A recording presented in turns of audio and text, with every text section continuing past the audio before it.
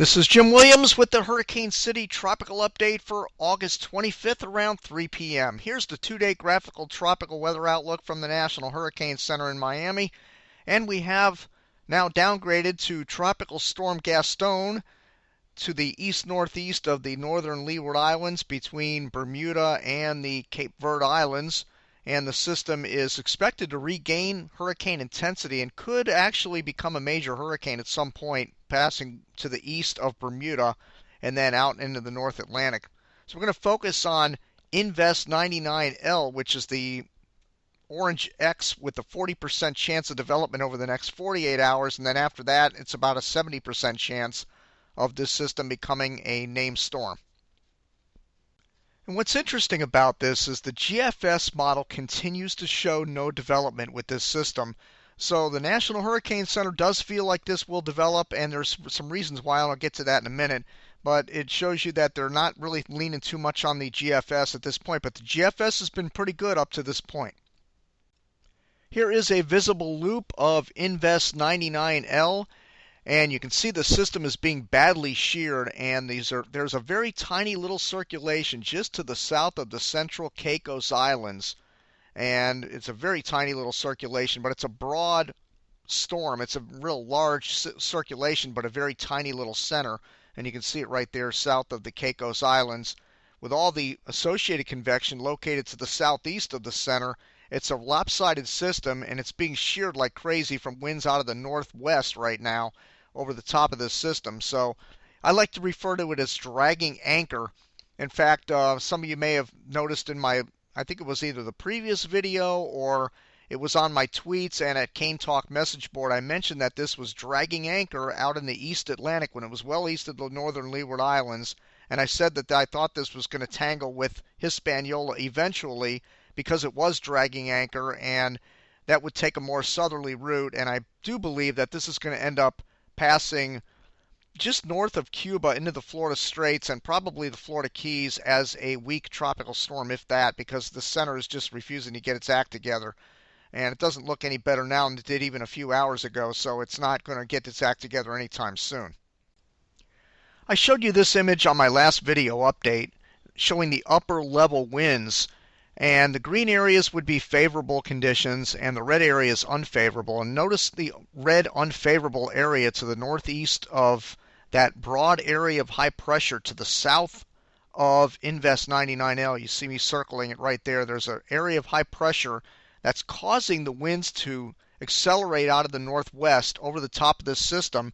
And this is a high pressure ridge that should be over the top of Invest 99L, which would aid in developing this system, but it's to the south of it. And this has traveled all the way from, along with this system, from the east to the west, and it hasn't really let go of Invest 99L or built over the top of it. It's always been to the south or to the west. So it's not allowing development, but that should wash out now as this system moves off, 99 moves off to the west a little further.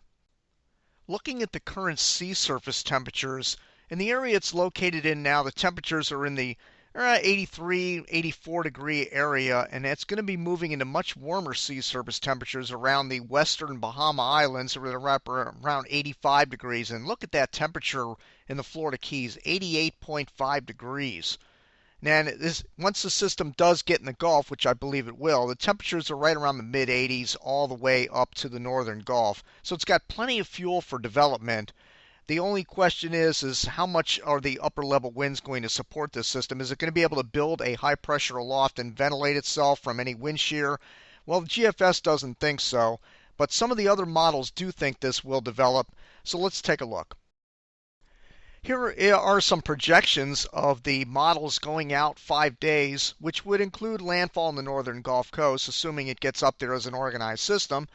And notice the models taking this up to hurricane strength. The HWFI, the GFNI, the SHF5, the SHIP model, the IVCN, the DSHIP model, all have been horrible on the intensity of this system. They were all projecting this thing would be at least a tropical storm, a strong tropical storm by this point, and they have been off on this since the beginning on the intensity. So not good performers. On the other hand, the Navy and the GFS down toward the bottom have performed brilliantly. The Navy is off by about 10.5 knots on average over 5 days, And the GFS has been really good at only off by about 6.1 knots. So the GFS has had a really good handle on the intensity of this system, and we've seen no development with this system. And while some of the other models were projecting, yes, this would easily be a tropical storm by now, even the European model did indicate this would develop about a week ago, would be a developing system as it was passing north of Puerto Rico, and we know that that has not been the case.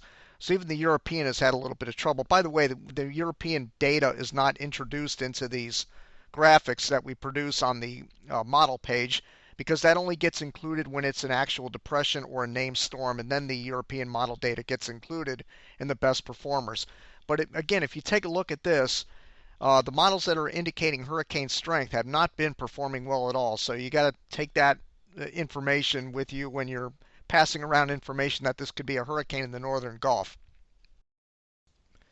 Now, as far as track is concerned, the two best models on this system have been the Canadian Ensemble Model number 4, off by about 92 miles, and the BAM Shallow, which you see listed here, has been off by about 97 miles on average. So they've been the best performers compared to some of the other global models, which have been off by about 300 miles at 5 days. These models have been performing really well.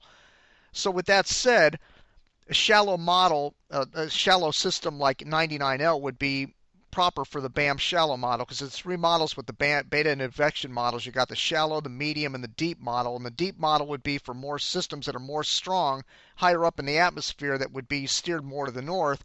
And the shallower systems tend to be steered more to the south and west. And that's what the indications are for the future track of Invest 99L, according to the BAM shallow model. Now, the European model, on the other hand, is taking this system through the very southern tip of Florida and right up the west coast of Florida, straddling the coast and heading into the Big Bend, Florida area as a potential Category 1 hurricane, or Category 2 potentially. I don't know if I'm buying that track necessarily, unless the system really starts getting its act together over the next couple of days. But the European model is really a good model, and it always seems to win out over all the other models. When it's all said and done with just about every system in the Atlantic Basin, the European model does really well. But so far the GFS is winning, and the GFS has this washing out in the Gulf of Mexico. It has doing nothing as far as traveling north in the Gulf and affecting anybody. And the BAM shallow does the same thing. A lot of these models that are going more west with this system are keeping it very weak, and the systems that are going more north with it are tending to trend towards a stronger system, like I showed you with the H-Wharf and the H-Wharf interpolated model. And they have it getting very strong in the northern Gulf, but they've been bad performers. So we're just going to have to watch this carefully. If it gets some distance away from the state of Florida and then turns north, upper level winds could become favorable, and this could strengthen very possibly to a hurricane.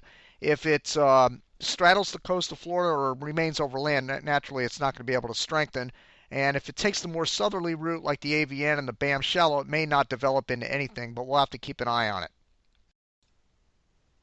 Of course, it's always fun to go back a few days and look at all the models and see what they were projecting.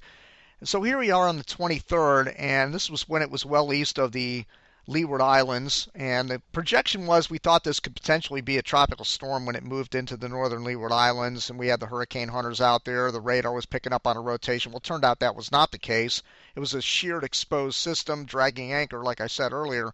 And notice the models all take it just north of Hispaniola and into the Bahamas, kind of where it is right now. And then, of course, some of the models turn it more to the northwest, and I don't think that's going to happen now because of the system being void of convection and a low-level exposed circulation would tend to go further west. So I think the models then at the bottom of this group, the southern portion of these models, would be the ones that would be more accurate from the 23rd. Now we move forward to yesterday's models, again ignoring X-Strap down there at the bottom. And you'll notice that, again, tightly clustered, just scraping the north coast of Hispaniola and then heading into the Bahamas. And again, tight clustering right near where the system is right now, but maybe just a little bit south of the ball of models that are really tightly clustered there. And Now we move forward to today. Here's the latest group of models. And again, this is a little bit behind because I think the system is maybe 100 miles to the west of where the L is on the map right now. But notice one thing different about today's versus yesterday's. There were more models turning this up toward the Carolinas and South Carolina coming in from the ocean side, from the Atlantic side. Today, the models have shifted south, and they're mainly not even really showing North Florida getting hit from the east coast anymore. It's more central and South Florida, and then recurving north in the Gulf as it gets into the Gulf of Mexico. And there's a few more models that are trying to take this more into the central Gulf of Mexico. So watch for that trend as well over the next couple of days with the models, but definitely trending south and west with each run. Now, as we take a look one more time at the visible satellite loop from NOAA, you can see our center of circulation is right there, just south of the Caicos Islands, very tiny circulation. System is still exposed, being sheared. And notice the track over the past several hours. If you extrapolate that out, and it's probably going to go into the Florida Straits near the Florida Keys, and then into the Gulf of Mexico. So we'll keep an eye on the system. I would encourage everybody in the northern Gulf and the west coast of Florida to pay very close attention to this situation. Pay attention to the National Hurricane Center statements. Things can change dramatically over 12-hour periods with systems like this. Again, it's a tight little circulation there, so it could spin up when it hits some of these warmer waters. The Florida Keys and the Florida Peninsula is probably going to end up with a tropical storm at most out of this, but it's more the Gulf of Mexico that I'm concerned about. So we'll be back in a couple of days with another update over the weekend sometime. We have a much better idea what this is going to do in the future. That's it for now. Thank you for watching.